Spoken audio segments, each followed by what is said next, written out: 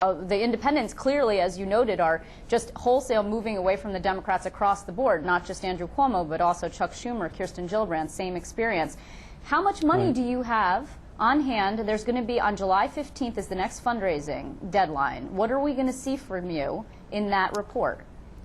Lizzie, we're going to have all the money we'll need to win the race. You're not going to tell me how much you're going to set. You're going to report, I'm not going to tell you how much we have right now. No, I'm sorry. But we will have what we need. You know, do I feel like we need to match Andrew Cuomo dollar for dollar?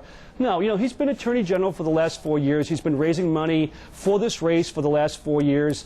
I would argue a lot of the time the people expected that he'd be on the job cleaning up Albany, watching out for them, cleaning up mortgage messes and all the rest of it. He's been out there at fundraisers raising money for this race for governor. So yes, he's got a lead. Yes, he's got a lead in fundraising in terms of the special interest groups. He's raised more money from the special interest than any other candidate. Yes, he's raised more money from the Albany lobbyists. Yeah, that's their candidate. They have a candidate. It's Andrew Cuomo. That in the end is not going to prevail. When you use that line of reasoning about hitting him for lobbyists, which you did recently, saying he actually, according to a NYPIRG study, had taken more lobbying money than anyone else, they hit back at you with, well, you were a lobbyist. I mean, it doesn't seem that seems to sort of wash each other out, those two arguments. Absolutely not. Absolutely not. That you know, Cuomo is in the center of Albany. He's taking Albany lobbying money. They're financing his campaign.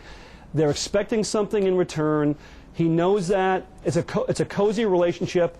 His campaign is being run by the interest groups. It's being financed by the interest groups. It's all things Albany. That's who Andrew Cuomo is. There's a sense that they're all in it together, that Andrew Cuomo will watch out for their interests, and they will watch out for Andrew Cuomo's interests. And that's why getting somebody from outside Albany, who, yes, has private sector experience and public sector experience, and has the will to fight against that and resist the Albany special interest, is going to be the one, I think, that will prevail on Election Day. Okay, but you were a Wall Street lobbyist, is their catchphrase, and you were working for an entity that got federal bailout money at a time when the public sentiment about Wall Street is very negative. You know what? Albany is the issue. It's Albany lobbying money is what Andrew Cuomo. Well, you want to make Albany the issue. Yes, I understand that. I got that part. Well, that's what the job, you know, honestly, this is what the job is about. I'm not running for president. I'm not running for Senate. I'm running for governor in Albany. And those are the interests that are distorting the budget, and they're forcing the government to spend much more of the taxpayer money than we can afford. They're driving up taxes. You're looking at right now at the budget situation. There's no doubt in my mind, for example, Liz, that we are headed for a significant tax increase and borrowing spree. That's the end game with what we're going through right now. You know, we've gone through these temporary extender bills, you know, which I have supported to this point, but this is the last extender bill that we should have. Right now, it's time for David Paterson as governor to lay out the rest of his budget, because I don't see how the math adds up. You've got, you know, $9 to $10 billion in our current year deficit. They have $1 billion of savings that they have achieved so far. Being optimistic, $1 billion. That leaves $8 to $9 billion more that's got to be covered. We've got half the fiscal year done. They're probably not going to reduce spending in education by more than $1 billion. And so where's the rest of the money come from? I'll tell you where Andrew Cuomo and his allies are planning to do. They're planning on raising taxes and borrowing. He's not involved in the budget. He's not involved in the budget. He's the Attorney General. He's not negotiating this budget. But Liz, it's all one party. It's all one party. That's true. Every single member of the statewide ticket is a Democrat.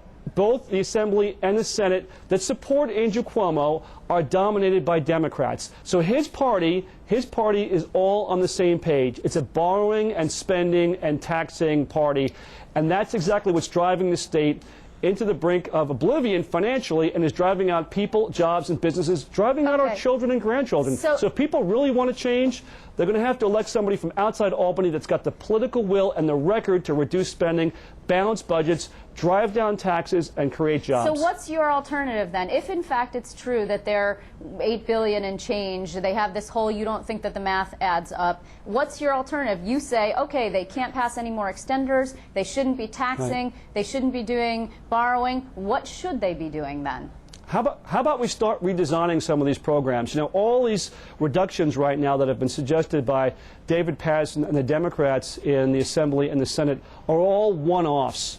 None of them are comprehensive. None of them are structural, and none of them are particularly sustainable. For example, Medicaid, which is the most expensive program in the entire nation by far, we spend twice the national average on Medicaid, needs to be fundamentally redesigned so that we create proper incentives for patients, that we move more to managed care, that people are going for preventive care and not walking into emergency rooms, and we've got a program that looks more like, in terms of cost containment, what's happening in the private sector. And we're going to You've see seen that none of this plan. happening. Wait. We're going to see that plan from you soon, because I haven't seen any white paper from you about that yet. Oh yeah, no, absolutely. Look on my website. Absolutely, we've been talking about these issues for months. All of that is all laid out. Your plan for restructuring Medicaid from soup to nuts.